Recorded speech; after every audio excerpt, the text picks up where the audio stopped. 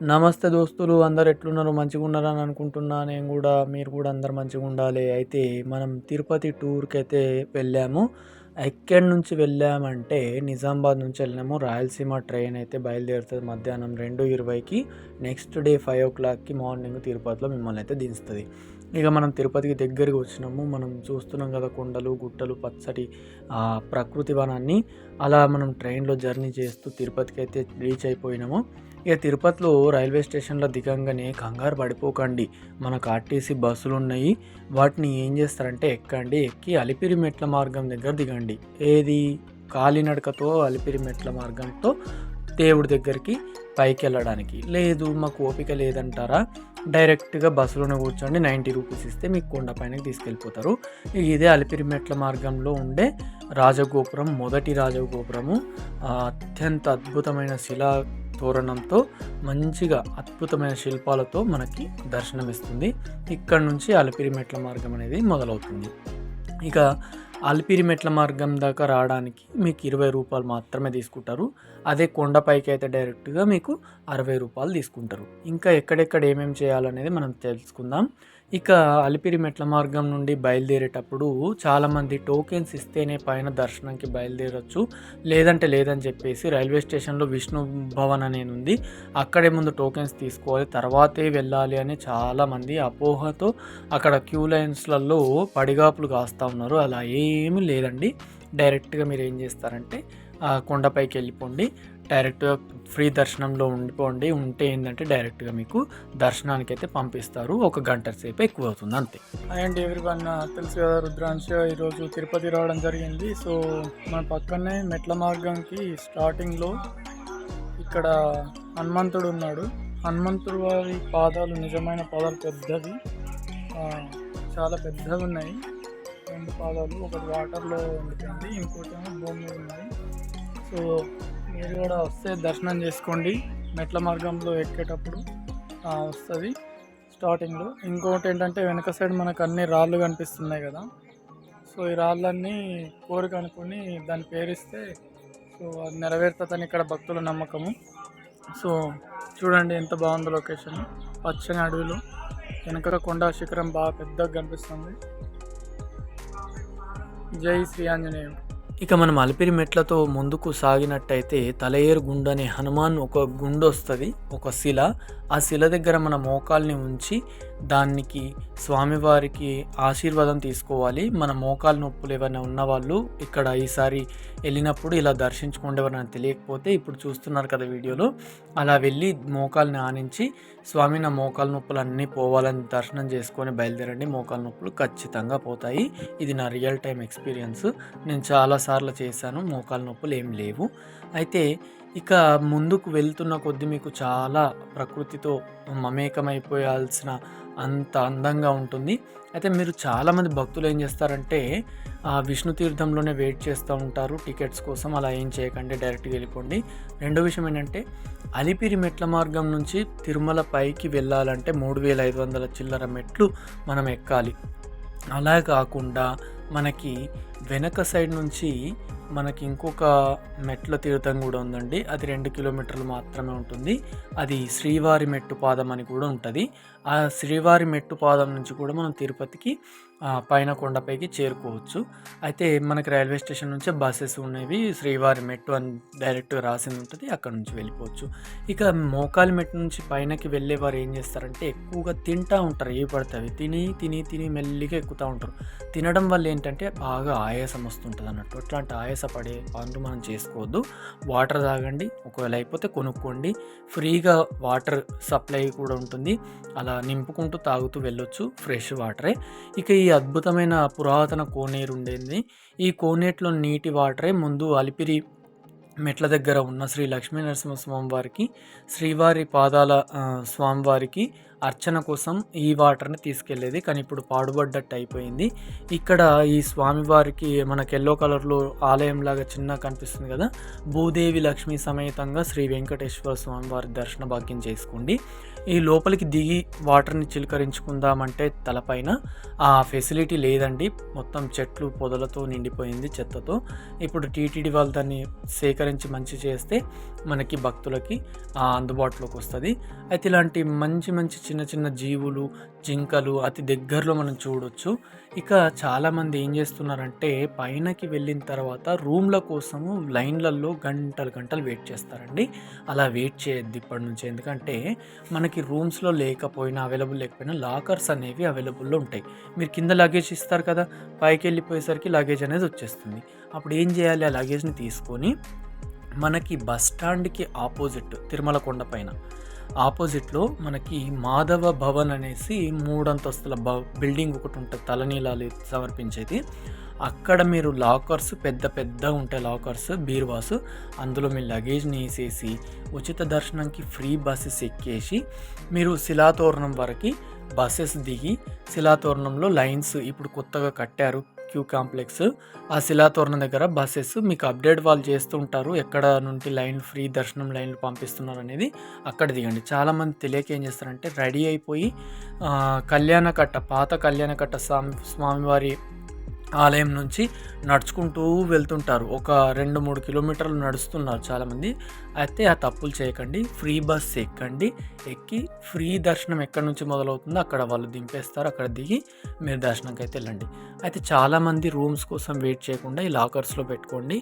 ఇంకోటి ఏంటంటే అక్కడ ఒక్క దగ్గరే కాకుండా చాలా వరకు వేరే దగ్గర కూడా లాకర్స్ అవైలబుల్లో ఉంటాయి, కానీ టైం బాగా తీసుకుంటుంది. లాకర్స్ కూడా చిన్న చిన్నగా ఉంటాయి. ఈ విష్ణు భవన్ అయితే బాగా పెద్దగా ఉంటాయి ఫెసిలిటీస్. పడుకోవడానికి రాత్రి కూడా అక్కడే మీ లాకర్స్ ముందే ప్లేస్ క్లీన్గా కూడా అందుబాటులో మంచిగా ఉంటుంది. అయితే ఇక్కడ మనము రైల్వే స్టేషన్ నుంచి మనకి ఇక్కడ రావడానికి ఎంత టైం పట్టిందండి, జస్ట్ ఒక 20 మినిట్స్ పడుతుంది. అలిపిరి మెట్ల దగ్గర రావడానికి 20 రూపీస్ మాత్రమే ఛార్జ్ చేస్తారు. మీరు బస్సులలో, జీబులలో అయినా అదే పరిస్థితి. 20 రూపీస్ ఛార్జ్ చేస్తారు, తీసుకుంటారు, దిగండి. లేదు అంటారు డైరెక్ట్ పైకి వెళ్ళండి. ఇక్కడ చూస్తున్న అందమైన లొకేషన్ ఉంది కదండి, ఇది సాక్షాత్తు అన్నమయ్యాచార్యులు నడిచిన ఈ మెట్ల మార్గం అన్నట్టు ఇది. అయితే స్వామివారు ఫస్ట్ దర్శనం ఇచ్చినప్పుడు అన్నమయ్యాచార్యులు సంకీర్తన చేసుకుంటూ నడిచిన మెట్ల మార్గం ఇది. ప్రజెంట్ అయితే నడవడానికి వీలు లేదండి, మొత్తం బంద్ చేశారు. ఎందుకంటే ఇక్కడ చిరుత పులులు, ఎలుగుబంట్లు అనేవి ఉంటాయి. కాపు కాసుకొని గుంపుగా వెళ్తేనే వెళ్ళొచ్చు. మరి మీరు ఎలా వెళ్ళారంటే మేము గుంపుగా వెళ్ళామండి, ఒక్కరు సింగిల్గా వెళ్ళడానికి మాత్రం వీలు లేదు. మీకు కింద అలిపిరి మెట్ల నుంచి చూస్తే కొండల మధ్యలో తిరుమన్నామాలు కనిపిస్తాయి కదా మనకి లైటింగ్స్తో, నైట్ అయినా పగలైనా. సో అక్కడ ఆంజనేయ స్వామి వారిని దర్శించుకున్న తర్వాత ఈ మనము అక్కగార్ల గుడి అని మనకి రోడ్డు మధ్యలో తగులుతుందండి. ఆ అక్కగార్ల గుడి దాటిన తర్వాత మనకు ఒక ఇనుప ర్యాక్ వేసింది ఉంటుంది మెట్ల మార్గము రోడ్డుకి అటు ఇటు. ఆ ర్యాక్ మీదకి నడుచుకుంటూ పైకి వస్తే మనం ఇప్పుడు ఉన్న లొకేషన్లోకి మనం రావచ్చండి. ఇక్కడ ఫోటోషూట్లు అవన్నీ తీసుకోవడానికి అత్యద్భుతంగా ఉందండి లొకేషన్స్. చల్లటి గాలి వేస్తుంది, యోగా మంత్రముగ్ధులు అయిపోవచ్చు అన్నట్టు ఆ ప్రకృతికి. సో ఇక్కడ గుంపుగా మాత్రమే రండి, సింగిల్గా మాత్రం వస్తే ఏవైనా చిరుత పులులు అవి ఎలుగుబంట్లు దాడి చేసే అవకాశం ఉంటుంది, జాగ్రత్త. ఇక మనం అక్కడ నుంచి దిగి ఇక మోకాలి మెట్టు దగ్గరికి వచ్చామండి. ఇదే ఆ రాజగోపురము. ఇక్కడ మోకాలి మెట్టు దగ్గర చాలామంది ఫ్రెండ్ నడుస్తున్నాడు, వాళ్ళు నడుస్తున్నారు, చుట్టాలు నడుస్తున్నారు అని చెప్పి నడుస్తుంటారు. అలా నడవద్దు. మొక్కుకున్న వాళ్ళు మాత్రమే నడవండి, మొక్కులు ఉన్న వాళ్ళు మాత్రమే నడవాలి. లేదు కొత్తగా మొదలుపెట్టే వాళ్ళు 21 లేదా 15 లేదా 5 లేదా 11 ఇలా ఈ సంఖ్యలో మాత్రమే మీరు దర్శనం చేసుకోండి.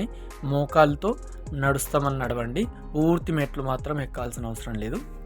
మీతో చెప్పడం మర్చిపోయాను, లగేజ్ మాత్రం ఫ్రీగానే ఆధార్ కార్డు చూపిస్తే మీకు లాకర్ ఇస్తారు. మీరు అక్కడ స్టోర్ చేసుకొని రెడీ అయిపోయి ఇక్కడికి వచ్చేసేయండి. ఇప్పుడు చూపిస్తున్నాను కదా, ఆ చిన్న గోపురం కనిపిస్తుందా, ఇది వరాహస్వామి వారి దేవాలయం. మీరు మొట్టమొదట వెంకటేశ్వర స్వామి వారిని దర్శించుకోకన్నా ముందు ఈ వరాహస్వామి వారి దేవాలయంలో వరాహస్వామి వారి లక్ష్మీ సమేతంగా ఉన్న అమ్మవార్ల దర్శనం తర్వాత మీరు వెంకటేశ్వర స్వామి వారి దర్శనానికి అక్కడ కనిపిస్తుందా? తిరుమల తిరుపతి స్వామివారి బంగారు వర్ణంలో మెరిసిపోతూ ఉంది శిఖరము.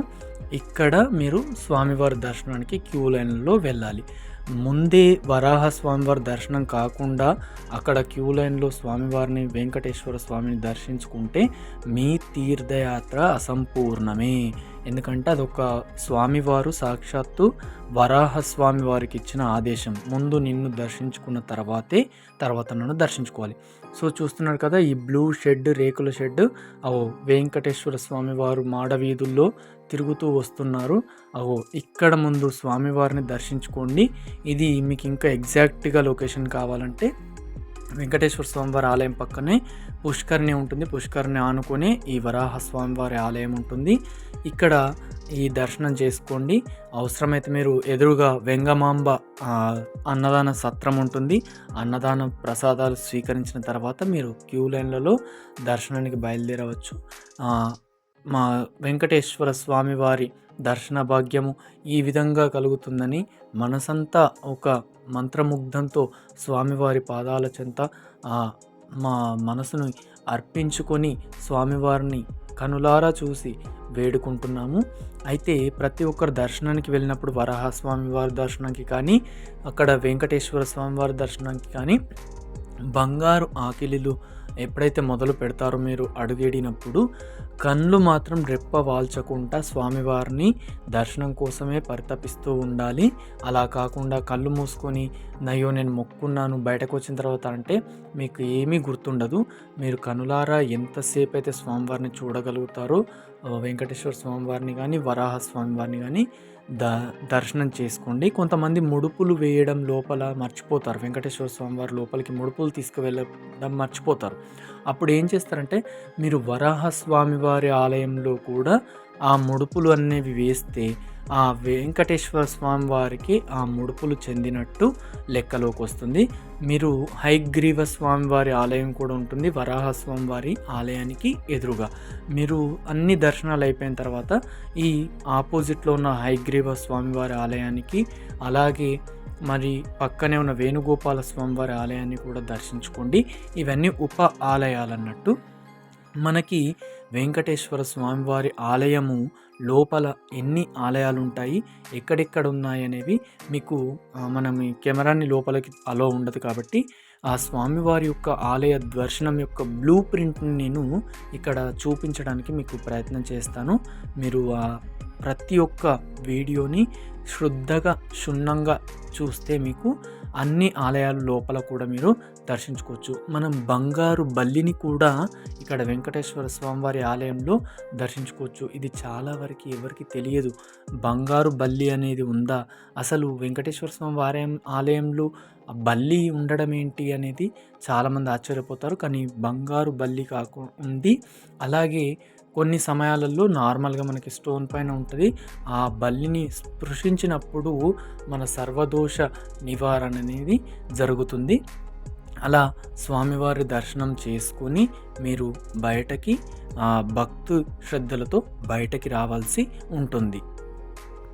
ఇంకొక విషయం ఏంటంటే తిరుపతిలో వెళ్ళిన తర్వాత లగేజ్ అవన్నీ పెట్టేసి మీరు దర్శనంకి వెళ్ళిపోయి దర్శనం చేసుకొని వచ్చిన తర్వాత మనకి ఫ్రీగా ఎక్కడ పడితే అక్కడ కొండపైన మనకి స్వామివారి ప్రసాదాలు అయితే ఉంటాయండి. మీరు ప్రత్యేకంగా డబ్బులు మాత్రం పెట్టి కొనుక్కోకండి. ఎందుకంటే మనం లో బడ్జెట్లో 1000 రూపాయలలోనే ఎలా వస్తున్నామనేది మనం చెప్పాము. అయితే లో బడ్జెట్లో మనం ఇంకా 1000 రూపాయల్లోనే మనం ఈ 6 ప్రదేశాలను కూడా చూడొచ్చు. ఇప్పుడు నేను మా దర్శనం అయిపోయిన తర్వాత నెక్స్ట్ డే మేము ఈ 6 విజిటింగ్ ప్లేసెస్ ఉన్నాయి అక్కడ కొండపైన తిరుమలలో, అవి చూడడానికి బయలుదేరాము. దీని కాస్ట్ ఏంటంటే 120 రూపీస్. ఇక ఒక్కొక్క ప్లేస్కి తగ్గట్టు ఒక్కొక్క ప్లేస్లో ఏం చేయాలి, ఎలా ఉంటుంది ఏంటనేది నేను పూర్తిగా నెక్స్ట్ వీడియోలో చెప్తాను. జీప్ వాళ్ళు 160 రూపీస్ అలా 170 తీసుకుంటారు. కానీ కొన్ని మోసాలు జరుగుతాయి. ఎందుకంటే ఆ జీప్లో ఫిల్ అయిపోయారు, లేకపోతే మీరు దర్శనం చేసుకొని రావడం లేట్ అయితే వాళ్ళు వెళ్ళిపోతే వేరే జీప్ వాళ్ళు ఎక్కించుకొని వస్తారంటారు. కానీ ఎవ్వరు ఎక్కించుకోరు. మనకి గవర్నమెంట్ బస్సెస్ ఉన్నాయి. 120 రూపీస్లోనే మనము ఎక్కడైనా దిగొచ్చు, ఎంతసేపు అయినా ఉండొచ్చు. ప్రతి 10 నిమిషాలకు ఒకసారి బస్సు వస్తుంది. ఏ బస్ అయినా ఎక్కి మళ్ళీ మనం ఉన్న ప్లేస్కి రావచ్చు. అయితే ఇక్కడ కూడా మీరు తినడానికి ఇబ్బంది పడక్కర్లేదు. వెళ్ళిన ప్రతి ప్లేస్లో మీకు తినడానికి టిఫిన్స్ భోజన సౌకర్యాలు అన్నీ ఉన్నాయండి. మీరు ఆ విజిటింగ్ ప్లేసెస్ ఎలా విజిట్ చేయాలనేది నేను నెక్స్ట్ వీడియోలో పూర్తిగా చెప్తాను. అయితే 160 రూపీస్లో మనము నిజామాబాద్ నుంచి తిరుపతికి 275 రూపీస్ తీసుకున్నారు. అక్కడి నుంచి మనకి అలిపిరి మెట్ల వరకు రావడానికి 20 రూపాయలు అయ్యింది. ఇక్కడ విజిటింగ్కి 120 రూపీస్ అయింది. ఇక లడ్డూలకి నేను 500 పెట్టేసి లడ్డూలు తీసుకున్నాను. ఒకటైతే ఉచితంగా లడ్డు అయితే ఇచ్చారు. ఇక మిగతా ప్లేస్లో కొండ మీద తిరగడానికి ఫ్రీ బస్ అయితే అవైలబుల్లో ఉంటుంది. మీరు నడవాల్సిన అవసరం కూడా లేదు. ఇంకా ఈ 6th విజిటింగ్ ప్లేస్లలో చూడడానికి మంచి మంచి లొకేషన్స్ ఉన్నాయండి. మన హాతీరాం బాబా వారి సమాధి ఉంది, వేణుగోపాల స్వామి వారి టెంపుల్ ఉంది, అలాగే ఆకాశగంగా, పాప వినాశనము, శిలాతోరణము, శ్రీవారి పాదాలు, ఇలాంటి అద్భుతమైన లొకేషన్స్ మనకి చాలా ఉన్నాయండి. చక్రతీర్థం దగ్గర మీరు ప్రస్తుతానికి మంచిగా వెళ్ళి దర్శనం చేసుకోవాలి. చక్రతీర్థం దర్శనం చేసుకోకుండా మాత్రం అయితే రావద్దండి. ఎందుకంటే చక్రతీర్థము మనము స్వామివారి కోనేట్లో చక్రతీర్థ స్నానం అయితే చేయిస్తారు కదా, అది ఎందుకు చేయిస్తారు ఏంటనేది మనం నెక్స్ట్ వీడియోలో చెప్పుకుందాము. మన వీడియోస్ని సబ్స్క్రైబ్ చేసి, లైక్ చేసి, షేర్ చేయండి. ప్రతి ఒక్కరికి ఈ ఇన్ఫర్మేషన్ చేరాలనేది మా ఆశ.